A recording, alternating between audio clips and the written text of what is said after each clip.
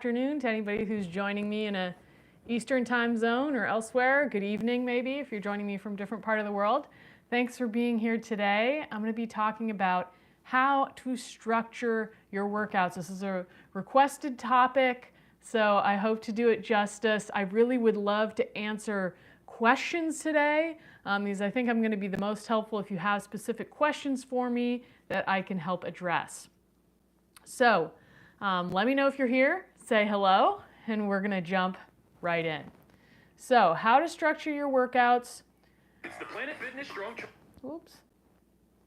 Got to make sure I'm on here so I can answer your comments as well.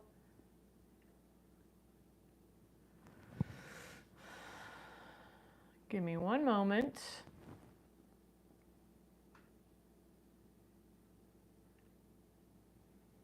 Okay. So there's different ways to address this topic, and I think it's going to work best if you ask me your questions along the way. But we're going to get started with the first key, and if you've watched any of my lives before, you have probably heard me say this. Your workout routine must be sustainable. That's number one, the most important key to having a workout routine that gets you good results. And that may look different for everybody. So getting lasting results comes from a sustainable routine that allows you to be consistent over a longer period of time. If your program is unsustainable, it is highly likely to lead you into burnout, injury. Maybe you get results in the short term, but you don't have the willpower to keep going. Maybe you don't enjoy it. So that's why you're going to need a sustainable routine, because having an unsustainable routine is really demotivating, and again, you're not going to stay consistent with it, so you're not going to see the lasting results which you want from exercise. A sustainable training program is going to look different for everybody. It's based on, their fitness level, their age, or stress level, nutrition, hydration, what you have going on in your life, how much time you have to spend exercising. So what that looks like is going to be different, and based on what specific goals you have, because some people, just want to stay fit and healthy for life, and others of you may have specific sport goals, or you have, specific goals within your training, and that's what keeps you motivated and keeps you going. All those things, should be taken into account when figuring out what's the best workout program, what's the best way to structure your workouts. And of course, the frequency and intensity of your workouts in your training program is going to depend on the person. There is no one size fits all perfect amount of times per week or perfect intensity level for every person. Every person is going to be different in their needs and what's best for them, what's sustainable for them, and ultimately, affects how you're going to structure your training program and your workouts. Another thing I want to mention is that progress is not linear, so you should train accordingly. What does this mean? Well, it's important to progressively overload in your training. You've probably heard this term before. Let me know if you don't know what it means, you want me to explain a little bit more in depth. Essentially, it's just how you improve your strength, fitness over time is by adjusting different variables that allow you to keep getting the stimulus you need in order to progress. Hi, Julia. Thanks for joining today. Let me know if you have any questions on how to structure your workouts or how to structure your training program. So there's different ways to progressively overload. You can progressively overload with weight. You can progressively overload with volume, changing your rest period, changing your time under tension, changing your intensity, changing the difficulty level of the exercise. So there's many ways to adjust that progressive overload. But that being said, we can't progress linearly forever. So, the human body over time starts to age, and then some things become a little bit more challenging, or you start to lose muscle mass and speed unless you train it. It's possible to retain a lot of those things at a certain point in time. Maintenance becomes progress. So thinking that you're just going to progress linearly forever is unrealistic. The body needs periods of full rest, periods of downtime. So it's really important to think of progress a little bit more of like an undulating process. And ideally you're going up over time, but there may be some times where you dip down a little lower, you come back up, and then, hopefully over time you're getting better, but that's not always the case. Life hits us with different things that may make that difficult, and ideally you're just continuously working on being a better version of yourself. Hi AJ, thanks for joining. Let me know if you have any questions. So while progressive overload is key in order to see progress over time, it's not the most important thing to focus on when you're first starting an exercise routine or maybe returning to exercise. So progressive overload is something to tinker with when you're a little further down the road of getting consistent with exercise. So if you're not consistent with exercise, that actually is the first thing that you should focus on, regardless of where you're at, really. If you're not consistent, and by consistent, I don't mean you have to work out every day, every week, every month. I mean that you have kind of a routine in place and you exercise regularly, so for at least, 4 to 6 months, you've been exercising regularly, whether that's once a week, whether it's twice a week, just depend, that again is going to depend. But if you're not consistent, if you will kind of work out hard for 2 weeks and then you'll stop for 3 weeks or 5 weeks and then you'll get back to it and you'll work out real hard for a week and then you'll stop again, I would say that's not consistent. Consistent is like this measured, balanced effort over a longer period of time. And that's the most important thing to set in place at first, because that's what's going to keep us healthy, is regularly exercising. We all need regular exercise to stay healthy. So it doesn't really matter, as I mentioned, how many times per week you do in order to get consistent. It depends on what works for you. And if I'm working with somebody, the first thing I would ask is like, what would be really doable for you? Is 5 days a week really doable, or is that like, I'm gonna have to work pretty hard to make that happen? If it's the latter, I would say that's unsustainable for you at this point in time. Maybe you progress to it later, maybe you don't. But say, you're like, okay, once a week I know I can commit to. Then maybe that's where you start with your consistency. Consistency comes from having a sustainable training program. That's how you're able to stay consistent over time. In addition to, of course, like setting the habit, setting the time aside, making it a priority. But you're more likely to be consistent if your program is sustainable. It's unsustainable, as I mentioned before, it may get you some results in the short term, but you're unlikely to get the long-term consistency that's going to allow you to maintain your results effortlessly over time. Maybe not completely effortlessly, but more effortlessly over time, with less effort. Okay, so another thing to consider when it comes to how to structure your workouts, how to structure your training. I think it's important to address different components of fitness throughout the year. And because I'm not talking to anybody specific right now, I'm giving a general presentation here, and I'll be happy to address specific questions from anybody who's watching. Because I'm addressing in general, I'm going to talk about more of what I would recommend if you're just trying to stay in shape for life. This would not be the same advice I would give somebody who's training for a triathlon or who has a specific goal in mind, or somebody who's a professional athlete. That's going to look different. But if you're trying to stay fit and healthy for life, I would recommend that you focus on different areas of your fitness throughout the year. And that means rather than just focusing on building your strength all year long, okay, I just want to get stronger, and you just focus on building strength and increasing the weight month after month after month. That's going to be a lot for your body. And in order to stay more well-rounded, I would highly recommend focusing on different things.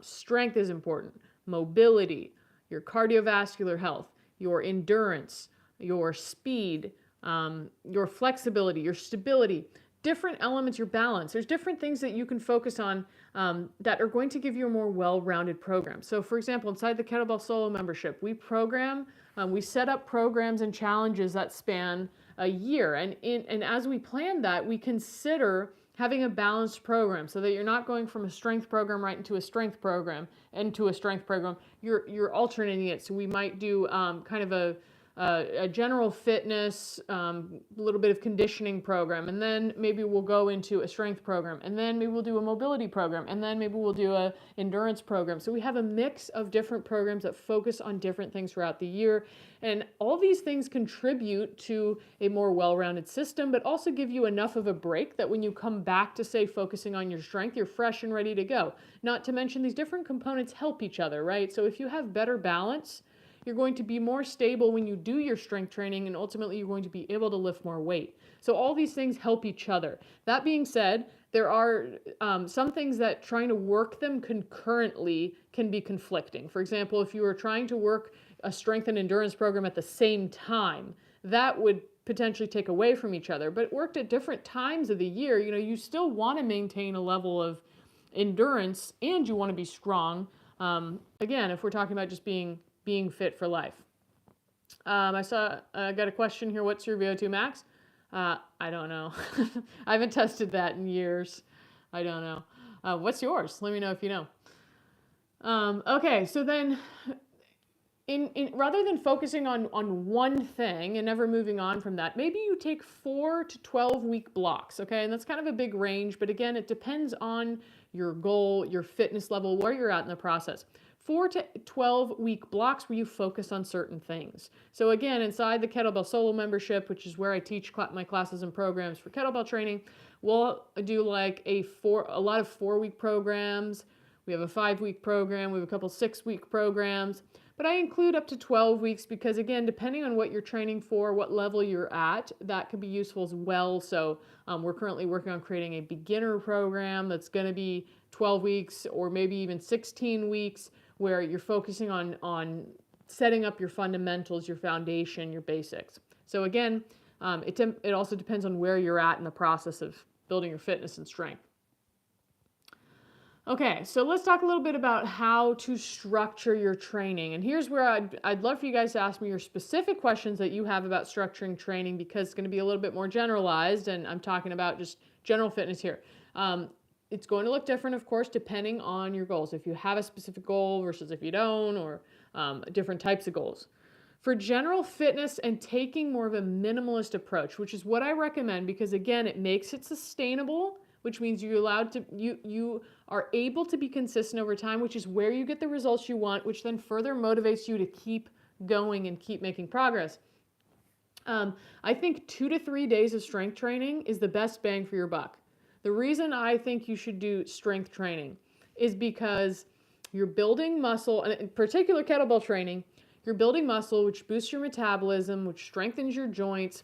You're also getting cardiovascular work with strength training. It's not quite the same thing as, you know, going on a bike ride, but you are getting cardiovascular work. So it's the best bang for your buck type of exercise you can do that has great carryover into helping you with any other physical activity that you want to do.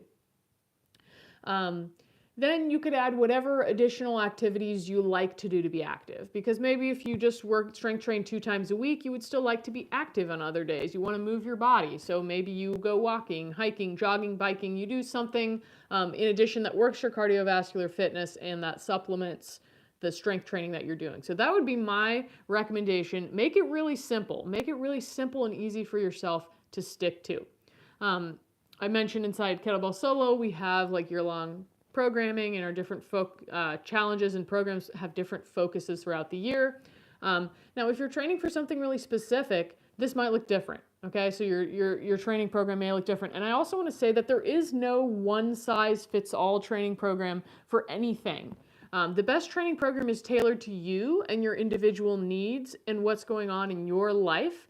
The more in tune you can be with your body, the better you can tune into like how much rest you really need in order to perform at your best. You're going to be better off. You're going to be healthier. You're going to feel better. You're going to get better results.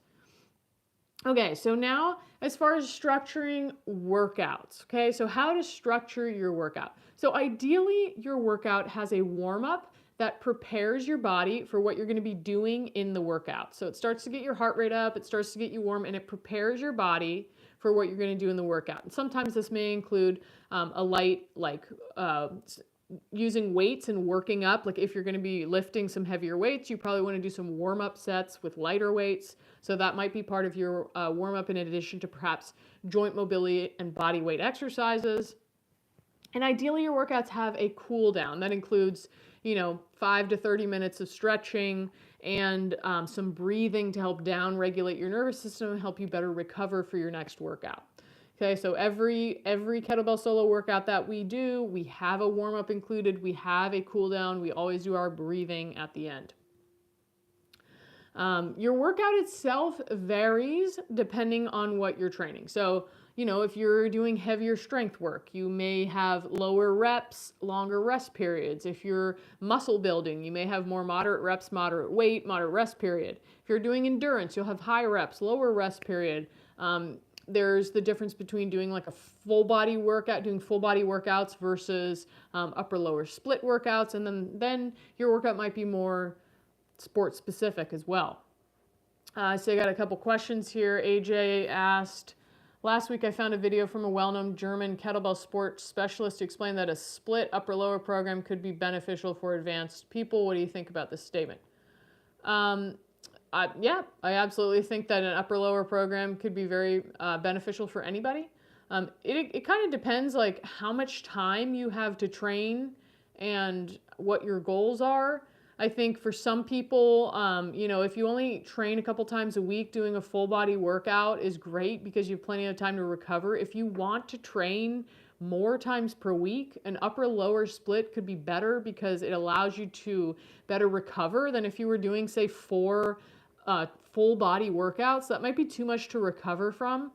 Versus if you're, doing upper, lower, you get rest for, the upper or the lower body in between. So, I think upper, lower split can be a good way to go. South to West asked, do you work out on an empty stomach or after eating? What are your thoughts on this? I'm just curious. Good question. I've done both of those things. I personally do not work out. I rarely work out on an empty stomach. Occasionally I'll go on a walk in the morning without having eaten, but most of the time it's not really intentional. It's maybe just a timing thing. Like I don't have time to make breakfast. If I make breakfast, then I won't have time to go for the walk first, kind of thing. But as a woman, I have learned that it's really important to eat breakfast within an hour of waking up because it causes additional stress on the system if you don't. I think there may be some. I don't know if that's exactly the same for men, but I think, and I don't know if you're a man or a woman, but personally, I don't work out on an empty stomach anymore. And I used to do that. It caused me a lot of problems to do a lot of fasting with my hormones and with my energy levels. So I feel a lot better if I, usually like I eat a meal and then maybe a couple hours after the meal I work out. I don't necessarily eat a pre-workout snack unless I haven't eaten in several hours, and then I might have a small snack before I work out. AJ, I see you said you prefer something like a soft program with general full body, feel better with this, and the construction of such a program is really easy. Yeah, that's awesome. I think, and that's the most important thing, is if it's working for you right now and if you're enjoying it, I think that's the key because you can always change it. And there's, like I said, there's many different ways to have a workout program that works for you. So it sounds like you're onto something there. Lavender Fawn, yes, I brush my teeth twice a day, of course. Do I hope you asked, do I ride cows or something else? I don't ride cows. I used to ride horses. I don't think most people ride cows. I don't think they're super into it. But speaking of, animals with hooves, check out the kettle corn. If you haven't seen it yet, you could get your own kettle corn t-shirt or tank top. You can check the description of this live. There's a link. Okay, what other questions do you guys have for me about structuring your training and your workouts? Let me know.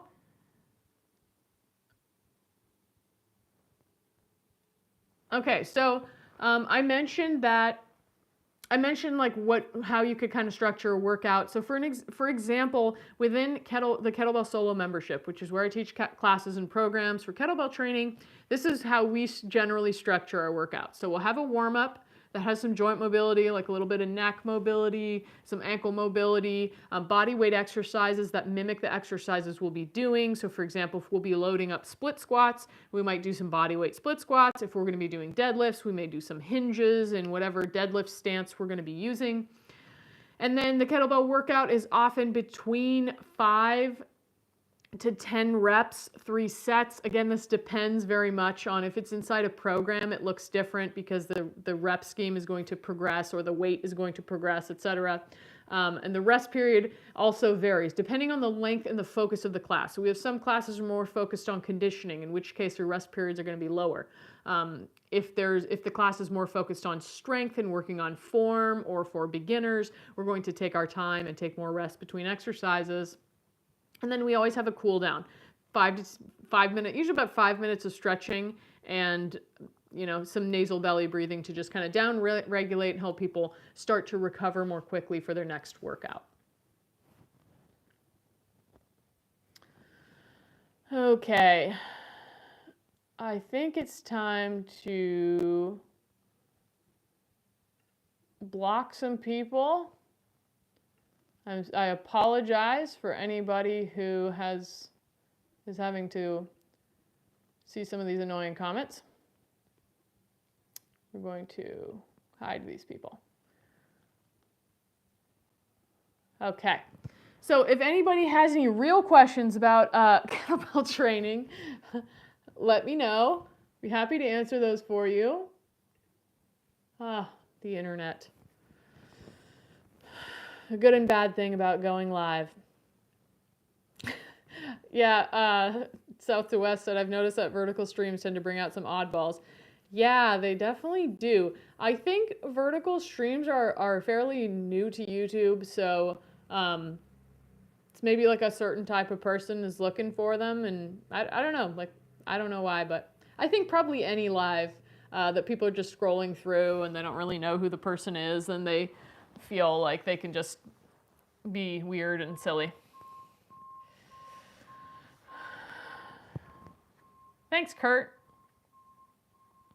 All right, you guys, let me know. What other questions do you have about structuring workouts? Because I think I can be most helpful with your specific questions. AJ asked about, what do I think about an upper-lower split? I think it's great. It's often used in bodybuilding type training, but I think anybody can benefit from doing upper-lower splits and from doing some type of bodybuilding training. It helps you build good mind-body connection, which has great carryover to any type of training that you're doing.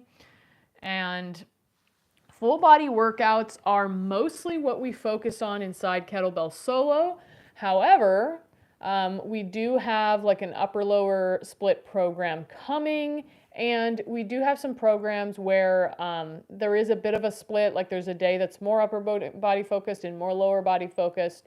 So again, it also depends on how many days per week you want to work out. Upper-lower split, generally you're going to work out a few more times per week. You could do just 1 day of upper, 1 day of lower. I think you could definitely see progress that way, but most people do, will do 2 days of each. And again, it varies per person, depends how much time you have, how much energy you have. I think getting too caught up on the specifics of a training program, if your goal is just health and fitness, is causing yourself undue stress. I think the most important thing, like I said, is just get consistent with a type of exercise that you enjoy. And then as you get consistent, you could start to tweak things a little bit more. Start to think a little bit more about progressive overload and how to make adjustments to your program that get you to where you want to go, or maybe you set some goals for yourself that help you to stay motivated in terms of your strength, your conditioning, your mobility, your endurance, etc. Any other questions from you guys? Love to hear what else you'd like to know. Hi there, Relax the Music. Thanks for joining us. We're talking about how to structure your workouts and training today. Let me know if you have any questions.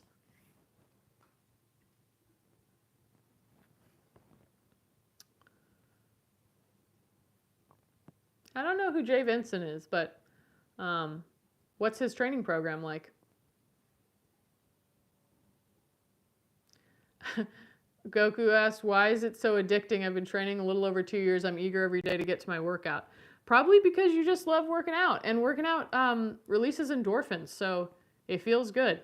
Hey, and as long as you're continuing to see progress and you're not overstressing your body, then more power to you. Rainia asks, is cardio good? Absolutely, cardio is good. Cardio is a great way to improve your cardiovascular health and to improve your fitness level. I would say cardio is not the best way to lose weight or lose body fat. I would highly recommend focusing on resistance training. It helps you build muscle and boost your metabolism, but cardio is great for your health. YouTube Punk, I don't know if you're late. You're probably right on time for you. But we are about 25 minutes in, but that's okay. I talked about how to structure your workouts. Just taking questions now. If you guys have any questions about how to structure your workouts, how to structure your training, I can do a quick recap what we talked about. Your workout must be sustainable. However you choose to structure your training and workout must be sustainable, because that's how you get results over time. Progress is not linear, so train accordingly. Don't think that you're just going to improve over time linearly and you can just keep pushing yourself over and over and over. It's important to have some undulation in your training, give yourself the proper recovery, take time off, and be judicious with how you do the progressive overload so that you're not doing it in the way, again, that's unsustainable. I see got some questions here. Hi, Elena. Thanks for joining. My handstands are coming along well. Thank you. I'm currently working on getting my handstand push-up. So that's something I practice once a week. I usually share it on my Instagram stories. So if you're interested, you can check it out there. How are you doing, Elena? Sticks066 asks, how long should it take to go from single to double kettlebell? Do you recommend staying away from double kettlebells? I can't give you a specific timeline, but I do recommend staying with a single kettlebell for at least 4 months, and really depending on also like what exercises you're doing. If you're doing more technical exercises, especially, it's important to really get it down with a single kettlebell. It only gets harder when you're navigating 2 bells and the weight's heavier, so you just increase your injury risk if you jump to double bells too fast. I don't recommend staying away from them. The main reason I teach single kettlebell classes and programs inside the Kettlebell Solo membership is to make it just easier for people to have the equipment they need. So if somebody only needs 1 kettlebell to start, it's much easier to get started versus if they needed multiple sets of double bells, that would be a much larger investment. So double bell stuff is great. I do think you should do your due diligence with a single kettlebell. Most people try to progress too quickly, which can either cause tweaks or injuries, or it just causes problems down the road because they realize that maybe they set some bad habits or they kind of need to backtrack later on. It's definitely something that's happened to me. Hi, Alan. I'm glad that you're here and you're able to make it at this time. Goku, you've had to learn that regression is part of the progress. Absolutely. Yep. There's times where you need to backtrack in order to move forward. That's absolutely true. Humberto, how would you structure practice versus workouts? Do you mean for kettlebell training specifically, Humberto? I would say practice, like say if you're practicing a very technical exercise, I would say that's something that you could either, have a different practice session for, a short practice session for. That's something that you could practice a little bit daily, especially if you're practicing it with a light kettlebell. You could do 5 to 10 minutes daily of just doing your practice. I do think like less is more. If you practice for too long, you start getting tired and then the practice goes downhill. So you could do that, or you could just use your practice as part of your warm-up. So if maybe you do your general warm-up and then you do a specific practice session that's, again, maybe 5 to 15 minutes as part of your workout before you go into your official workout. YouTube Punk, I am not familiar with Mark Wildman's programming. Yeah, never seen it. So I don't know what it is, but if you can explain it to me.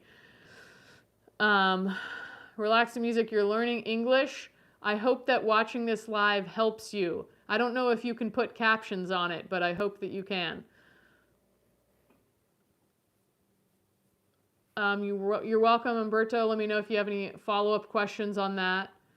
You could also, again, there's different ways to do it. So you could also have like one session per week that's focused on, your practice. And then maybe, if you're doing 3 times a week, maybe you got 2 more like workout sessions and 1 practice session. I do tend to think though that like a little bit more frequently is probably more helpful. Like when you're trying to get something down, the repetition if doing it like, again, 5 to 15 minutes and you say, okay, that's good. And then, so it's easy to recover from, and you come back the next day and you've kind of assimilated things from sleeping overnight. I think that's a good way to go. Calisthenics would be the best sport for you. Why is that? Do you do calisthenics?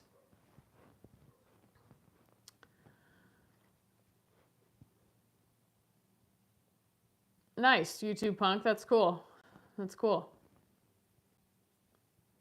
Yeah, I mean, there's many ways to do it. I hesitate to give a specific outline for it because I just think it's so different for every person. And that sometimes people can get really stuck on like, well, this is the way I'm supposed to do it, instead of, learning to listen to their own body and figuring out what works best for them. So, and ideally, if you're following something like that, you take it for what it is. Okay, cool. This is like a structure, and then you make the adjustments that you need for you. Any other questions about kettlebell training, structuring your workouts, structuring your training? South to West asks, what are your thoughts on sleep? I've started going to sleep at 9 p.m. My workouts has improved greatly, running and strength training. I think sleep is key. I don't function well on low amounts of sleep. Absolutely, like I know that I can feel it stresses out my nervous system when I don't sleep well, which affects everything else. So I think sleep is key if you're able. I have heard if you're always able to go to sleep and wake up at the same time, it's really helpful, but that doesn't necessarily work for me. But I've been trying to minimize like looking at screens and things before sleep, because I do think sleep quality is so important. Yeah, I've heard that too, YouTube punk. The more hours you get before midnight, the better. Yeah, I do think getting to bed before, I usually feel a lot better if I get to bed before midnight. I don't know if it happens to you guys though, but sometimes I find that like if I go to bed at 10, somehow I sleep better than if I try to go to bed at 9. I don't know if there's something to like being able to fall into a certain part of your sleep cycle at different times of the night, but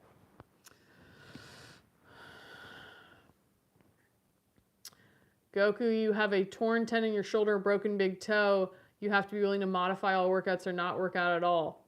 Yeah, I mean, definitely can be good to take some time off if you're dealing with injuries and making adjustments for where you're at. And that's the thing, to your point, there's going to be different times in life due to some injuries like you're experiencing, or different life circumstances that make it tough to continue doing what you were doing. And then, you can either be upset about not being able to continue that progress, or you can make the adjustments so that you can just, maintain as best you can, or, just keep going at whatever level that you're able to.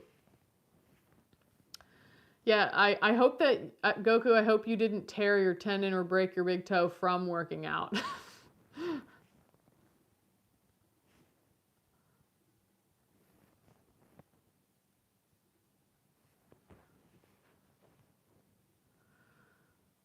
So tomorrow I'm going to be doing a live at 4:30 p.m. Pacific time, and it's going to be a single kettlebell full body workout. So this was a request, I think, last week. I haven't actually decided on what the workout is going to be, but you should definitely join me. Make sure that you bring a light to moderate weight kettlebell. There will probably be some moves that you haven't done before. Goku, you're just over 45 and fragile. Well, shouldn't your training be helping you with that? Hopefully your training is helping you with that. Thanks for the reminder, YouTube punk. Appreciate it. Let me know if you're going to be joining tomorrow for the workout. Thanks, AJ. I appreciate it.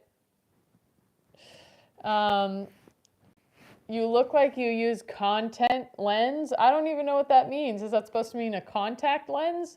Or is there such a thing as a content lens? If anyone can decipher that for me. I'm definitely not using a filter.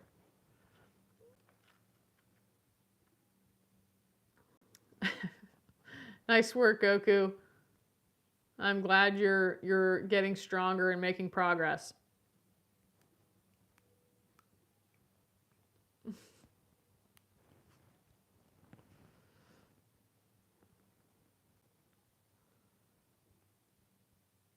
All right, you guys, let me know if you have any additional questions before I log off. Or if you have requests for next week's lives. I haven't decided next week's live topics yet, so if you have requests for next week. Okay, South to West, you want to see another meal prep stream? We could definitely do that. Meal prep stream. I'm going to add that to my list of ideas. I do that every week, so would be easy to do. This weekend I'm going to be making probably chili, meatballs, carne asada. It's one of my favorite things to prep. It's so easy. I never knew how easy it was to make carne asada. It's just all about the marinade. Any other live suggestions? YouTube Punk, does your coaching go from easy to hard, then easy to hard again in a cycle? AJ said, stop, I'm hungry. I wouldn't say that's necessarily what it looks like. Our different classes have like ratings, easy, moderate, hard. If I'm putting it together a program, I make sure it's kind of a mix. I would actually recommend doing mostly easy to moderate workouts and just occasional hard, because I believe it's most sustainable if your workouts are easy to moderate most of the time, and every now and then you challenge yourself with a harder class. So I would say there's actually majority is more easy with a little bit of hard sprinkled in. Quarry Online, you asked what this channel is all about. This channel is all about kettlebell training, fitness, handstands, living a healthy life.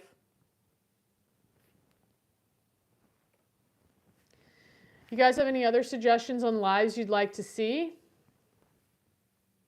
We got a meal prep request.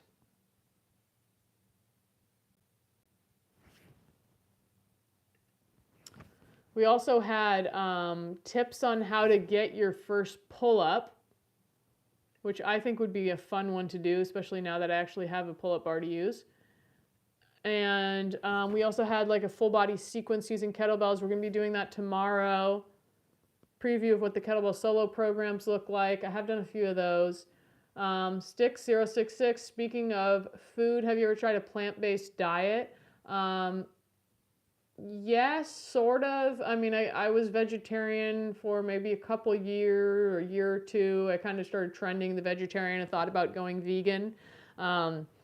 But I realized after a period of time, it felt really good at first, but after a while, I felt like I was really deficient in certain things. So I can pretty confidently say that I will never be vegan. I feel a lot better on animal-based foods. If you're vegan, I respect your choice. But I do like eating plants. I think eating plants is important for gut health, and a fully plant-based diet, in my opinion, is for me, it's devoid of the nutrients that I need. Yes, YouTube Punk, your jerk tutorial, snatch tutorial. Actually, I didn't have the jerk tutorial on this list, so I just added it. Yeah, we'll definitely be doing some tutorials because I know you guys are interested in that.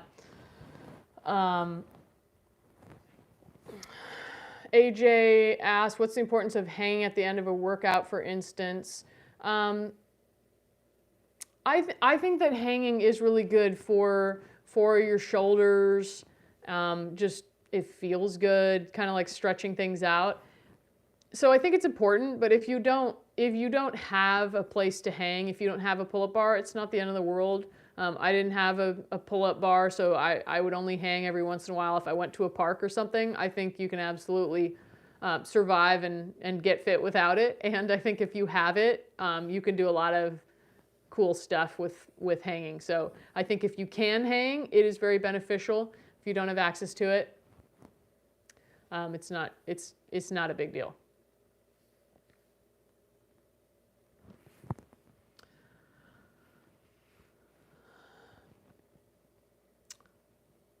Goku, you hate food so much. You try to meal prep, do good for a week or two, then just can't keep up. You don't have a great relationship with food.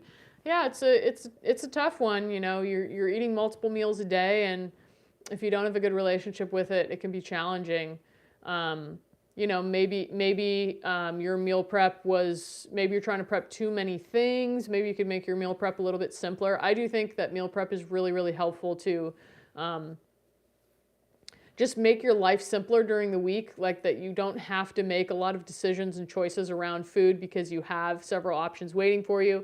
Maybe your meal prep wasn't really food you really enjoyed eating. I think that's important, is that you make foods that you're really excited and look forward to eating with, you know, I think it's like more important that you enjoy eating than that it's like, you know, perfectly fits into, you know, certain macros. Like if you're trying to just eat chicken breast and broccoli, like, you know, is kind of the stereotypical bodybuilder diet, then you're probably not going to enjoy eating. So I do think you want to make things that are enjoyable and fun to make and eat, so that you can stay consistent with it. Because again, if your diet isn't sustainable, if the way that you're doing your diet is not sustainable, then you're not going to be consistent with it over time. So figuring out a way to make it sustainable for you is important.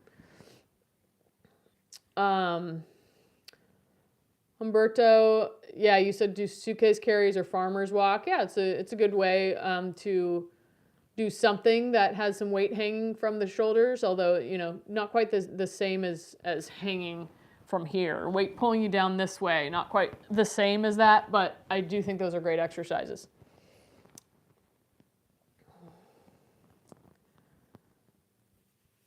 MMD, I see you said your metabolism is incredibly slow. You're water fasting 70% of the week and still not losing that last bit of fat. You're eating 3,000 calories a week and it's still not enough. So you're water fasting 70% of the time, but you're eating. Sometimes that could be the opposite. It sounds like you may be starving yourself, which. If you starve yourself, unfortunately, your body tends to hold on to fat. So really, really restrictive, low calorie diets are not sustainable. Again, if it's not sustainable for the rest of your life, it's not going to get you the results you want in the long term. So I highly recommend finding a more sustainable way to go about things. Your body is really, really smart. So you may think it's oh, my metabolism's so slow. That might not necessarily be what's going on. But I think there may be some other things to investigate under that, psychologically or emotionally, why that is the path that you're taking. It sounds like it's probably causing a lot of suffering. That does not sound fun.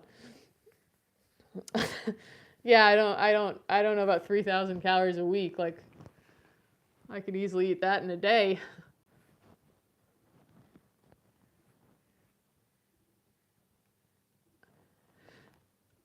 Yeah, I think that sounds really stressful on your nervous system, MMD. Yeah, there's better ways. You don't have to do that in order to lose body fat. There are other ways to lose body fat that are healthier. I think it could cause long-term damage.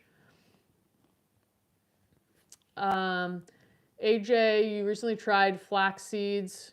You can transport it easily in a small bottle for a snack. You don't have to cook.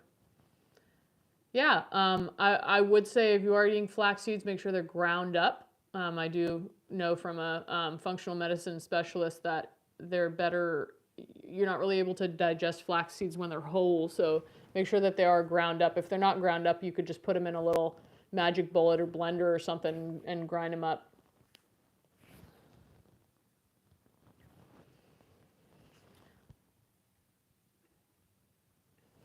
All right, you guys, I'm going to log off here. I appreciate you joining me for today's live.